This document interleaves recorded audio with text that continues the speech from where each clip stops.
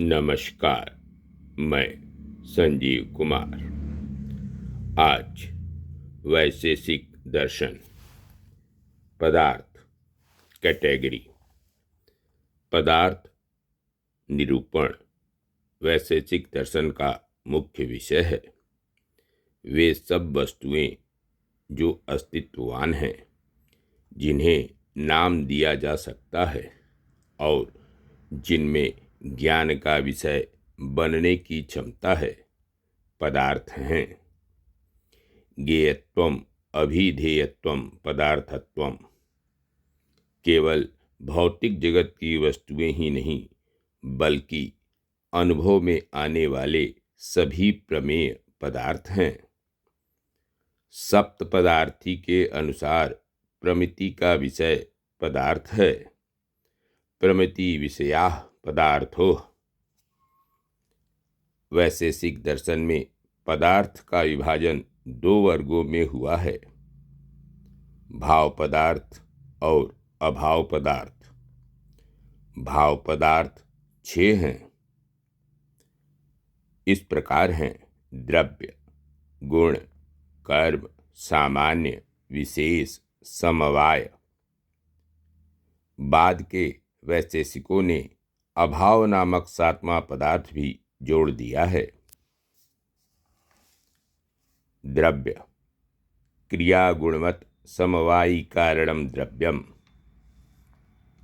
द्रव्य वह है जो गुण और कर्म का आधार तथा अपने कार्य का समवायी कारण है। द्रव्य की वास्तविक सत्ता है और उसके अंदर गुण समवाय संबंध से रहते हैं। उल्लेखनीय है, बौद्ध दर्शन में द्रव्य अपने गुणों के अतिरिक्त और कुछ नहीं है। द्रव्य अपने कार्यों का समवायी कारण भी है, जैसे तंतु पट का समवायी कारण है। द्रव्य 9 प्रकार के हैं: पृथ्वी, जल, अग्नि, आकाश, वायु, दिक्, काल, आत्मा और मन। पृथ्वी का विशेष गुण है गंध, जल का रस, अग्नि का रूप या तेज, आकाश का शब्द और वायु का स्पर्श। पृथ्वी, जल, तेज, वायु कारण रूप में नित्य हैं और कार्य रूप में अनित्य हैं। ये चारों अपने मूल रूप में नित्य परमाणु स्वरूप है, लेकिन परमाणुओं के संयोग से उत्पन्न सावयव कार्य अनित्य हैं। आकाश परमाणु स्वरूप नहीं है, बल्कि विभु और एक है। काल भी एक, नित्य और विभु है। दिक् भी एक, नित्य और विभु है। आत्मा अनेक हैं और प्रत्येक नित्य, स्वतंत्र और विभु हैं, परंतु चेतना इसका आगंतुक गुण है। आत्मा के अन्य गुण सुख, दुख, इच्छा, प्रयत्न आदि हैं। आत्मा 2 प्रकार के हैं, जीवात्मा और परमात्मा। जीवात्मा अनेक हैं जो अलग अलग शरीर में रहते हैं। परमात्मा एक है और जगत करता है। परमात्मा ही शाश्वत ज्ञान का आश्रय है।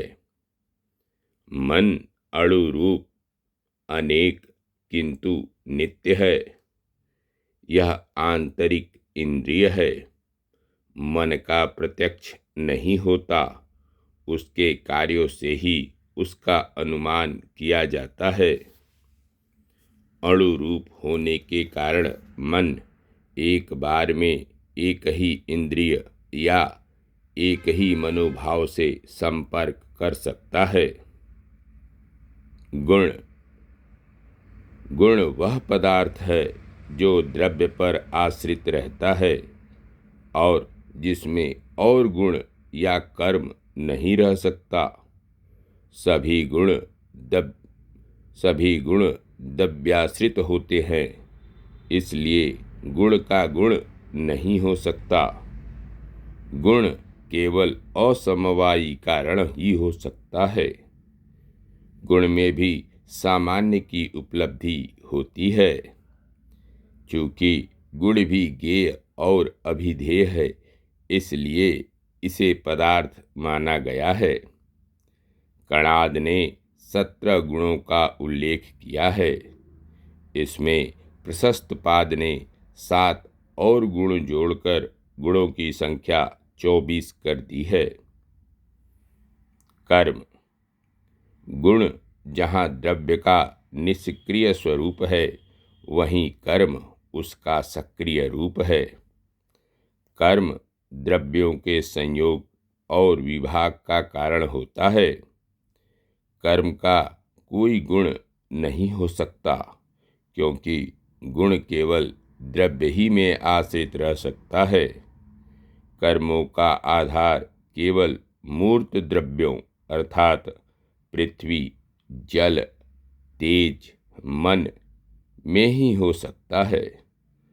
सर्वव्यापी द्रव्यों आकाश, काल, दिक्, आत्मा में नहीं। कर्म 5 प्रकार के होते हैं: उत्क्षेपण, अपक्षेपण, आकुंचन, प्रसरण और गमन। सभी प्रकार के कर्म का प्रत्यक्ष नहीं हो सकते, जैसे मन। सामान्य। सामान्य वह पदार्थ है जिसके कारण एक ही वर्ग के विभिन्न व्यक्तियों को एक जाति के अंतर्गत रखा जाता है। जैसे विभिन्न मनुष्यों में पाए जाने वाला मनुष्यत्व वस्तुवादी होने के कारण वैशेषिक सामान्य की वस्तुगत सत्ता स्वीकार करता है। सामान्य पदार्थ है, गुण नहीं। गुण के लिए सामान्य का होना आवश्यक नहीं। कोई एक गुण एक वर्ग के सभी सदस्यों में नहीं रहता। जैसे शब्द केवल आकाश का गुण है, किसी जाति विशेष का नहीं। अगर सामान्य को गुण मान लिया जाए तो उसका क्षेत्र सीमित हो जाएगा। परिणाम स्वरूप सामान्य का भी अस्तित्व नहीं रह पाएगा। सामान्य का स्वरूप नित्य है, जबकि गुण का अंत भी हो सकता है। सामान्य की विशेषताएं। सामान्य की यथार्थ सत्ता है। सामान्य नित्य, एक और अनेक वस्तुओं में समाविष्ट है। नित्यमेकामनेकानुगतम सामान्यम तर्क संग्रह। एक वर्ग के सभी सदस्यों में एक ही सामान्य होता है। सामान्य अनादि और अनंत है। सामान्य द्रव्य, गुण और कर्म में रहते हैं। सामान्य का सामान्य नहीं होता, ऐसा मानने पर अनवस्था दोष होगा। बौद्ध कहते हैं, सामान्य कोई पृथक पदार्थ नहीं है। जैसे मनुष्य वास्तविक है, परंतु मनुष्यत्व का कोई अलग अस्तित्व नहीं है। सामान्य नाम मात्र हैं। विभिन्न व्यक्तियों में समानता एक नाम रहने के कारण ही है। सामान्य बुद्धि की कल्पना मात्र है। नाम का अर्थ मात्र इतना है कि एक नाम वाले पदार्थ अन्य नाम वाले पदार्थों से भिन्न हैं। इससे संबंधित सिद्धांत अपोहवाद कहलाता है। अपोह का अर्थ है अन्य व्यावृत्ति, अर्थात वस्तु से भिन्न का निषेध, दिंगनाग। अद्वैत वेदांत के अनुसार व्यक्तियों के अतिरिक्त और उनसे भिन्न सामान्य की सत्ता नहीं है। व्यक्तियों का सर्वनिष्ठ आवश्यक धर्म ही सामान्य है। सामान्य व्यक्तियों का आंतरिक स्वरूप है जिसे बुद्धि ग्रहण करती है।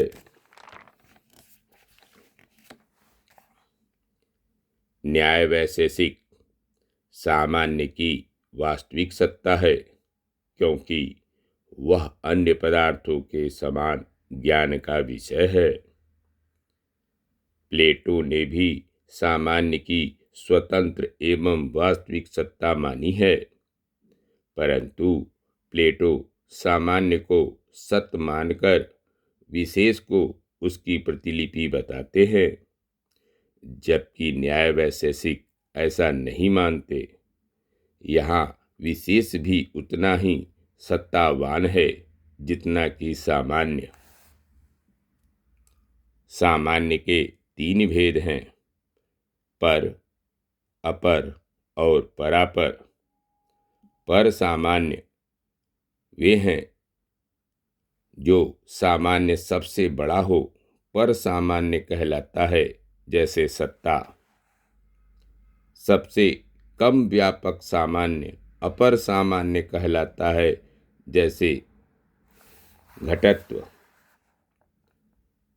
पर और अपर के मध्य आने वाले सभी सामान्य परापर सामान्य कहलाते हैं, जैसे द्रव्यत्व।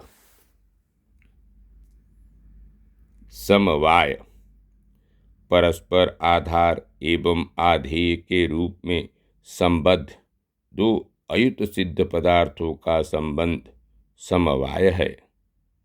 2 पदार्थों का वैसा संबंध अयुत सिद्ध कहलाता है जिसमें एक अपने विनाश की अवस्था तक दूसरे पर आश्रित होता है।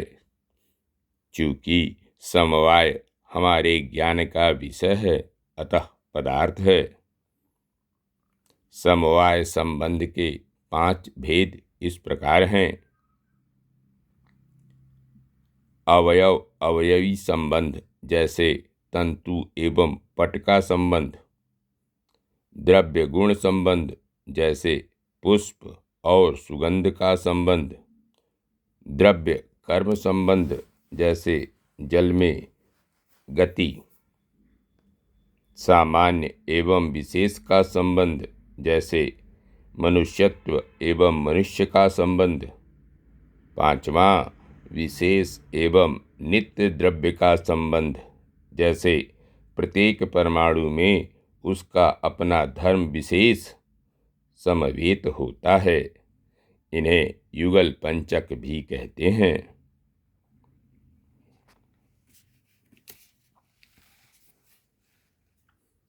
आलोचना। शंकर के अनुसार समवाय को स्वतंत्र पदार्थ के रूप में स्वीकार नहीं किया जा सकता। ऐसा मानने पर अनवस्था दोष उत्पन्न होता है। विशेष वैशेषिक दर्शन के अनुसार नित्य एवं निर्वय द्रव्यों का विशिष्ट व्यक्तित्व ही विशेष है। विशेष उन नित्य द्रव्यों में पाया जाता है जो वास्तविक है, अतः विशेष भी वास्तविक हो जाते हैं। वास्तविक होने के कारण इसे स्वतंत्र पदार्थ मानना स्वाभाविक है। नित्य द्रव्यों में रहने के कारण विशेष भी नित्य हैं। नित्य द्रव्य अनंत हैं, अतः उनके विशेष भी अनंत हैं। प्रत्येक विशेष स्वभावतः व्यावर्तक होता है। अभाव अभाव अनुभव सिद्ध है। जैसे रात के समय आकाश में हम सूर्य का अभाव पाते हैं, वैसे सिख दर्शन में अभाव को निषेधमुख प्रत्यय स्वीकार किया गया है। शिवादित्य के अनुसार प्रतियोगी ज्ञानाधीन ज्ञाना अभावः, अर्थात प्रतियोगी के बिना जो ज्ञान हो उसे अभाव कहते हैं। तात्पर्य है कि बिना भाव पदार्थ के ज्ञान के अभाव का ज्ञान नहीं हो सकता। घट ज्ञान के बाद ही घटाभाव का ज्ञान होता है। अभाव को स्वतंत्र पदार्थ मानने का आधार अभाव का ज्ञान प्रत्यक्ष से होता है। अभाव को शब्द द्वारा अभिव्यक्त किया जा सकता है। यदि अभाव को पदार्थ न माना जाए तो संसार की सारी वस्तुएं नित्य हो जाएंगी। वैसे सिख दर्शन बाह्य संबंध में विश्वास करता है, अतः संबंध के पूर्व दो वस्तुओं के बीच संबंध का अभाव था। मोक्ष को दुखों का पूर्ण अभाव कहा गया है, अतः यदि अभाव को वास्तविक न माना जाए तो मोक्ष काल्पनिक हो जाएगा। अभाव दो प्रकार का होता है, संसर्गाभाव, अन्योन्याभाव। अन्योन्याभाव का अर्थ है एक वस्तु का दूसरी वस्तु में नहीं होना, जैसे घट पट नहीं है या अग्नि जल नहीं है। संसर्गाभाव तीन प्रकार का होता है। पहला प्रागभाव, किसी कार्य की उत्पत्ति के पूर्व कारण में उसका अभाव, जैसे अपनी उत्पत्ति के पूर्व घड़े का मिट्टी में अभाव। प्रागभाव अनादि और शांत है। प्रध्वंसाभाव, किसी कार्य द्रव्य के नष्ट हो जाने के बाद उसका अभाव, जैसे टूट फूट जाने के बाद घड़े का अभाव। प्रध्वंसाभाव आदि और अनंत है। अत्यंताभाव, दो वस्तुओं में संबंध का त्रैकालिक अभाव, जैसे वायु में रूप का अभाव। अत्यंताभाव अनादि और अनंत है। संसर्गाभाव में दो वस्तुओं के संबंध का निषेध किया जाता है, जबकि अन्योन्याभाव में दो वस्तुओं के तदात्म का निषेध किया जाता है। अत्यंताभाव की तरह अन्योन्याभाव भी अनादि और अनंत होता है। यदि प्रागभाव को न माने तो सभी वस्तुएं अनादि हो जाएंगी। यदि प्रध्वंसाभाव को न माने तो सभी वस्तुएं नित्य एवं अनंत हो जाएंगी। यदि अन्योन्याभाव को न माना जाए तो सभी वस्तुएं परस्पर अभिन्न हो जाएंगी। अभाव का ज्ञान। न्याय मतानुसार अभाव का ज्ञान प्रत्यक्ष प्रमाण से होता है। यहाँ इस संदर्भ में विशेषण विशेष्य भाव सन्निकर्ष को स्वीकार किया गया है। जिस प्रकार भूतल के प्रत्यक्ष से उसकी लंबाई, चौड़ाई व रंग इत्यादि विशेषताओं का ज्ञान होता है, उसी प्रकार भूमि के प्रत्यक्ष से उस पर घट के अभाव की विशेषता का भी प्रत्यक्ष हो जाता है। इसके लिए अनुपलब्धि नामक अन्य प्रमाण की आवश्यकता नहीं है। प्रभाकर के अनुसार अभाव अधिष्ठान मात्र हैं और इसका ज्ञान प्रत्यक्ष से ही हो जाता है। इनके अनुसार यदि अभाव को पदार्थ माना जाए तो फिर इस अभाव को भी पदार्थ मानना पड़ेगा। परिणाम स्वरूप अनवस्था दोष की उत्पत्ति हो जाती है। वैशेषिक दर्शन के अनुसार चूंकि अभाव का विषय उपलब्ध नहीं होता, अतः इसका इंद्रियार्थ सन्निकर्ष संभव नहीं है। चूंकि अभाव की सत्ता है, एक पदार्थ है, अतः इसके ज्ञान की व्याख्या हेतु अनुमान प्रमाण को स्वीकार किया गया है। बौद्ध मतानुसार अभाव की अवधारणा एक मानसिक संरचना मात्र है। यह कल्पना मात्र है जिसका ज्ञान अनुमान से हो जाता है। परमाणुवाद सृष्टि का अणुवादी सिद्धांत, एटॉमिक थ्योरी ऑफ क्रिएशन। वैशेषिक भौतिक जगत की व्याख्या परमाणुवाद के आधार पर करता है। परमाणुओं का संयोग उत्पत्ति का आदि कारण है और इस संयोग का विनाश होने पर अंततः परमाणुओं की ही स्थिति उभरती है। परमाणुवाद की सिद्धि के तर्क। वैशेषिक के अनुसार जितने भी सावयव पदार्थ हैं वे अनित्य, विभाज्य एवं नश्वर हैं। इनका विभाजन करते करते हम उस स्थिति तक पहुँचते हैं जिसके आगे और विभाजन संभव नहीं होता। यदि हम विभाजन प्रक्रिया का अंत न माने तो अनवस्था दोष उत्पन्न होता है। अतः अविभाज्य एवं सूक्ष्मतम परमाणुओं को मानना आवश्यक है।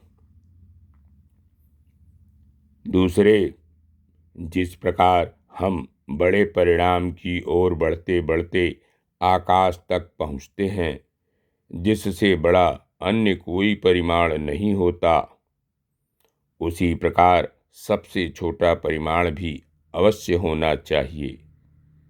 परमाणु ही सबसे छोटा परिमाण है। इससे परमाणु की सिद्धि होती है। परमाणु निर्वयव, नित्य, अविभाज्य और अतीन्द्रिय होते हैं। ये गोल या परिमंडल होते हैं। परमाणु का प्रत्यक्ष नहीं होता। उनकी सत्ता का अनुमान दृश्य भौतिक वस्तुओं की विभाज्यता से किया गया है। परमाणु 4 प्रकार के हैं: पार्थिव, जलीय, तेजस और वायवीय। इसमें प्रत्येक के असंख्य परमाणु हैं। केवल आकाश ही ऐसा भूत है जिसके परमाणु नहीं होते। आकाश एक विभु और नित्य है। वह परमाणुओं के संयोग और विभाग के लिए अवकाश प्रदान करता है। प्रत्येक नित्य परमाणु में अपना विशेष होता है जो इसे अन्य परमाणुओं से भिन्न करता है। परमाणुओं में गुणात्मक और संख्यात्मक भेद भी होते हैं। वायु के परमाणु सूक्ष्मगत हैं, जिसमें स्पर्श गुण रहता है। तेजस परमाणु में रूप और स्पर्श रहते हैं। जल के परमाणु में रस, रूप और स्पर्श गुण होते हैं। पृथ्वी के परमाणुओं में गंध, रूप, रस और स्पर्श, ये चारों गुण पाए जाते हैं। परमाणु स्वभावतः निष्क्रिय होते हैं। परमाणुओं में गति का सूत्रधार ईश्वर है। वह जीवों के अदृष्ट के अनुसार कर्म फल का भोग कराने के लिए परमाणुओं को गतिशील बनाता है। इस प्रकार वैशेषिक का परमाणुवाद अध्यात्मवाद से प्रेरित और प्रयोजनवादी है। सृष्टि की प्रक्रिया में सबसे पहले 2 परमाणु जुड़कर द्व्यणुक बनाते हैं। फिर 3 द्व्यणुक मिलकर त्रयणुक बनाते हैं। त्रयणुक सूक्ष्मतम दृष्टिगोचर कार्य द्रव्य है। परमाणुओं का संयोग का यह क्रम चलता रहता है और स्थूल महाभूत आदि की उत्पत्ति होती है। सृष्टि और प्रलय चक्रवत चलता रहता है। दो प्रलयों के बीच जो एक सृष्टि होती है उसे कल्प कहते हैं। वैशेषिक का परमाणुवाद जगत के उसी भाग पर लागू होता है जो अनित्य है। जगत के नित्य पदार्थों अर्थात आकाश, दिक्, काल, मन, आत्मा और भौतिक परमाणुओं की न सृष्टि होती है और न संहार।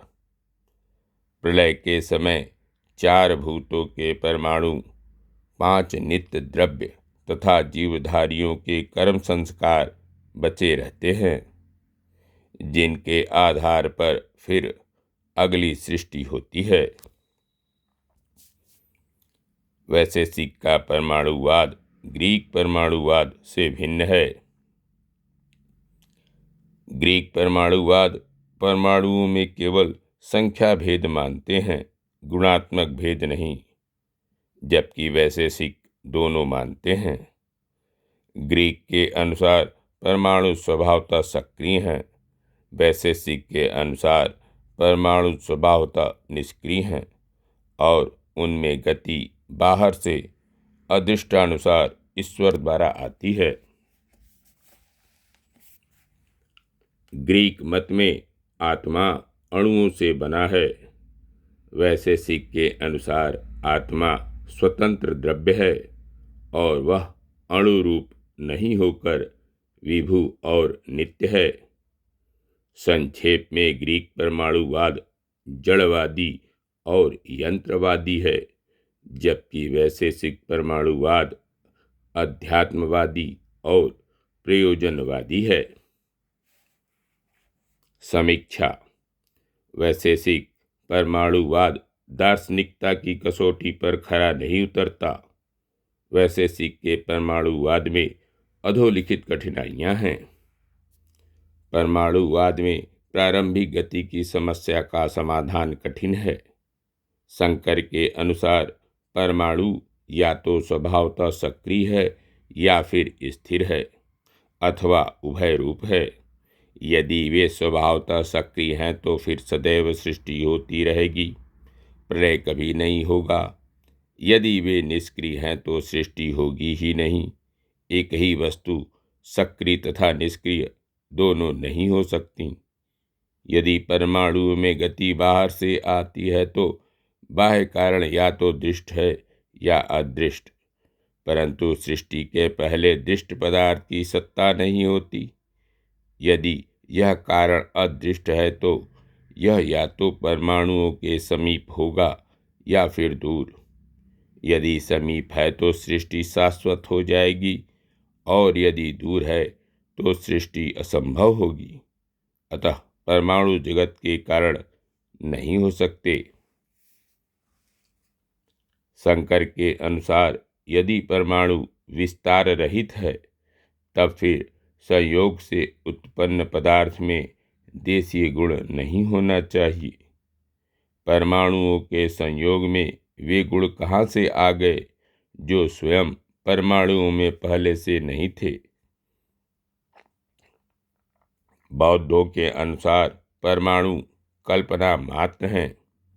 यदि परमाणु अविभाज्य है तो उनका संघात नहीं बन सकता, और यदि परमाणु संघात बनाता है तो उसे अवयव युक्त मानना होगा और इस प्रकार वह विभाज्य होगा। चौथा, वैशेषिक परमाणुवाद में ईश्वर की कल्पना बाह्य आरोपित है। 4 भूतों के परमाणु और 4 नित्य द्रव्य ईश्वर के साथ साथ विद्यमान हैं। ऐसा ईश्वर असीम नहीं हो सकता। बिना अदृष्ट की सहायता के ईश्वर परमाणुओं में गति संचार भी नहीं कर सकता। धन्यवाद। नमस्कार। मैं संजीव कुमार।